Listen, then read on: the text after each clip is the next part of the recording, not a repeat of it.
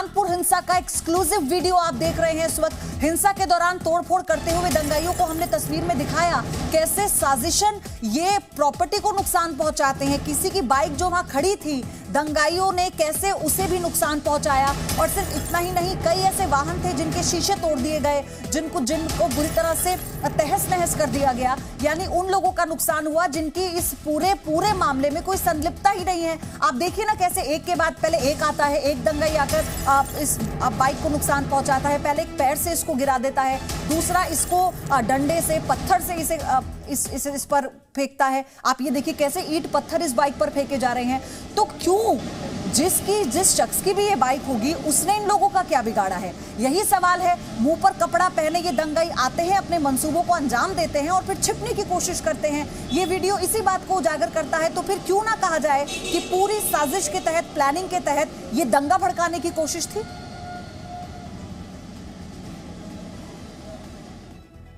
वहीं इसी के साथ कानपुर के नए डीएम विशाख जी ने क्या कहा है। हमारी जो प्राथमिकता है शांति बनाए रखना है, उनका ये कहना है। खास बात क्या उन्होंने कही वो सुनिए।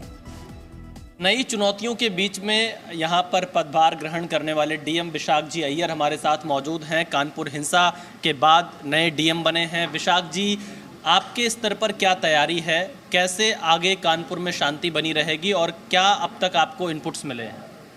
देखिए, कानपुर पूरे प्रदेश में ही नहीं पूरे देश में एक अति महत्वपूर्ण शहर है, उद्योग जगत में भी और कमर्शियल हब के रूप में भी ये माना जाता है। तो कानपुर शहर में एक शांतिपूर्ण वातावरण सुनिश्चित करना हम सबकी जिम्मेदारी है, ताकि उद्योग में बढ़ोतरी हो, रोज़गार सृजन हो।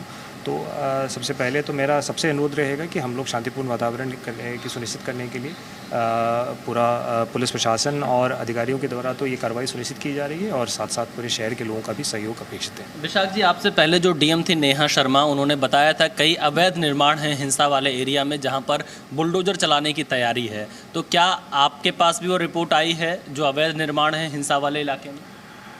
जो हिंसा और उस 3 तारीख की घटना को लेकर के जो विभिन्न पहलू हैं, उसमें लगातार विभिन्न एजेंसीज़, विभिन्न संस्थाओं के द्वारा कार्रवाई की जा रही है, जो लीगल एम्बिट में जितने भी कार्रवाई संभव हो। तो उसको लेकर के जो वो अपने कार्रवाई आगे बढ़ा रहे हैं और ये सुनिश्चित किया जाएगा कि जो कानूनन जो कार्रवाई होना है वो अलग अलग एजेंसीज़ की तरफ से वो समयबद्ध रूप में सुनिश्चित हो। अवैध निर्माण एक बड़ी चुनौती कानपुर में देखने को मिली है, तमाम अधिकारी भी इस चीज़ को मान रहे हैं बातचीत में। तो क्या आपको लगता है कि जो एजेंसीज़ हैं उनसे समन्वय करके अवैध निर्माण पर बुलडोजर चलेगा?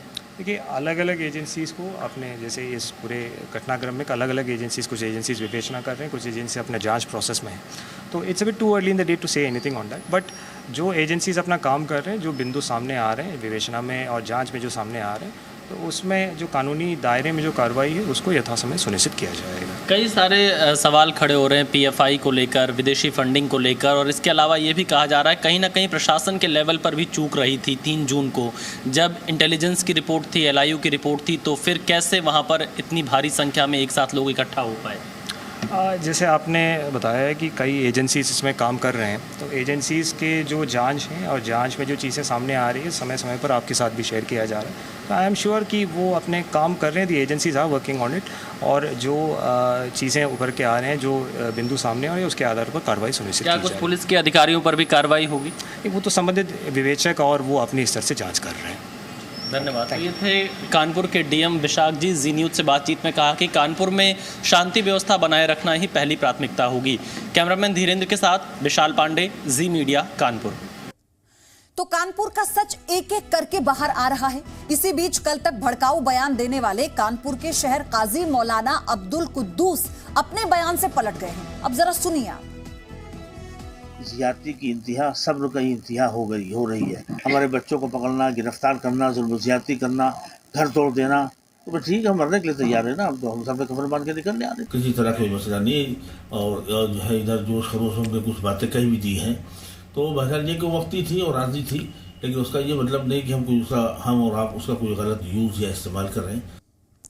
वहीं सुन्नी उलेमा काउंसिल के सचिव हाजी मोहम्मद सलीस ने कहा है कि युवा किसी के बहकावे में ना आए, शांति का संदेश दें। जुमे की नमाज में हिंसा हो गई थी, अब ऐसा दोबारा ना हो, इसके लिए क्या कर रहे हैं आप लोग?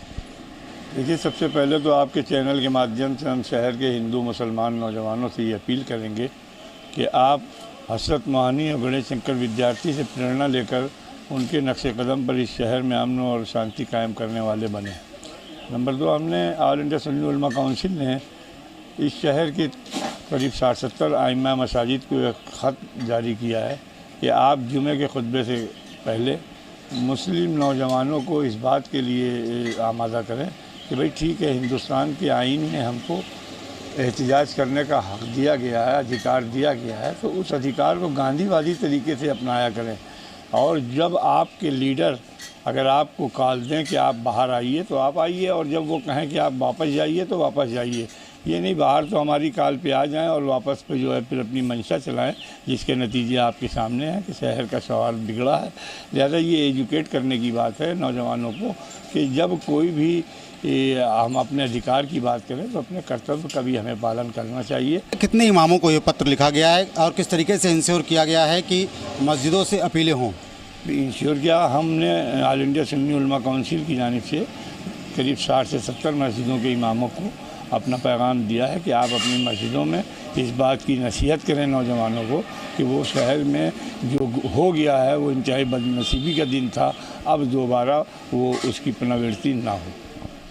सुन्नी उलमा काउंसिल ने शहर की जितनी भी मस्जिदें हैं उनके इमामों को पत्र लिख करके कहा है कि वो मस्जिदों से इस तरीके का संदेश दें कि हिंसा ना फैले और जो हो गया उसे लोग भूलने का काम करें, आगे इस तरीके की भीड़ इकट्ठा होकर के उग्र रूप ना ले, इसके लिए मस्जिदों से उनको ताकीद की जाए, उनको समझाया जाए।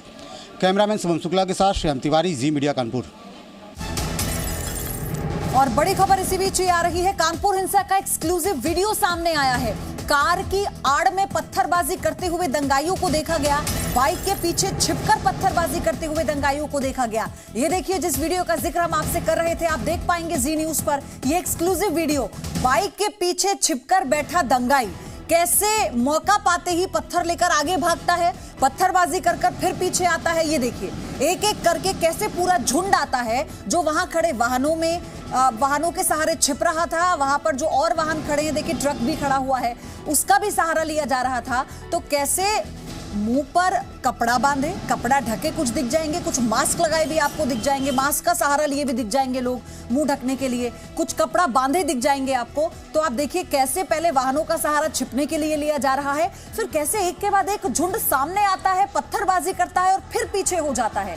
यानी ये पूरी प्लानिंग के साथ किया गया था, जिसका शक, जिसका अंदेशा बार बार जताया जा रहा है, जिसको लेकर कई खुलासे हो रहे हैं। और साथ ही वो तस्वीरें बहुत महत्वपूर्ण हो जाती हैं। इन्हीं तस्वीरों के जरिए आपको बता दें, दंगाइयों की पहचान पुलिस कर पा रही है और इसीलिए जी न्यूज पर लगातार हम वो तस्वीरें भी दिखा रहे हैं जिन्हें पुलिस ने जारी किया है पोस्टर के जरिए, और ये अपील की है आम जनता से, यानी आप लोगों से, कि अगर किसी भी तरह की कोई इंफॉर्मेशन इनके बाबत मिलती है तो फौरन पुलिस को इसकी सूचना दे। लेकिन आप देखिए, पत्थरबाजी करते ये दंगाई कैसे एक छोटे से विवाद को इतना बड़ा बना देना कि उसके बाद फिर अपने मंसूबों को अंजाम देना, ये पूरी प्लानिंग के तहत हुआ। आंसू गैस छोड़ी गई, आप तस्वीरों में देख पा रहे होंगे। ये जो रिकॉर्ड की हुई तस्वीरें हैं, आसपास लगी सीसीटीवी की तस्वीर ये है और इसमें साफ तौर पर दिख रहा है कैसे कई झुंड हैं। देखिए, एक झुंड आता है आगे और जब वो पत्थरबाजी कर पीछे जाता है तो दूसरा झुंड जो तैयार है वो फिर वापस आता है। तो ये सारी चीजें बताती हैं कि कैसे प्लानिंग के तहत, साजिश के तहत पत्थरों को इकट्ठा करके रखा गया था, उन्हें जमा करके रखा गया था, फिर पत्थरबाजी हुई है। गली में भागते हुए दिख जाएंगे दंगाई आपको। तो पहले छिपकर वार करना, पीठ पीछे वार करना, ये सब तस्वीरों में आप देख पा रहे हैं। नया वीडियो देखिए, पत्थरबाजी करते हुए उपद्रवी आपको दिख रहे होंगे। इसमें खुलासा है कि हिंसा में विदेशी फंडिंग का भी जिक्र किया गया है, ये बड़ा खुलासा इसमें हुआ है।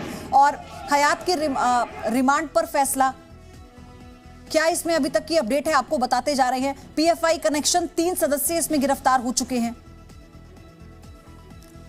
तो फिलहाल इस वक्त कानपुर हिंसा से जुड़ी हर एक अपडेट आप जी न्यूज की स्क्रीन पर देख रहे हैं। Presenting B News app, available on Google Play and App Store. Download it now.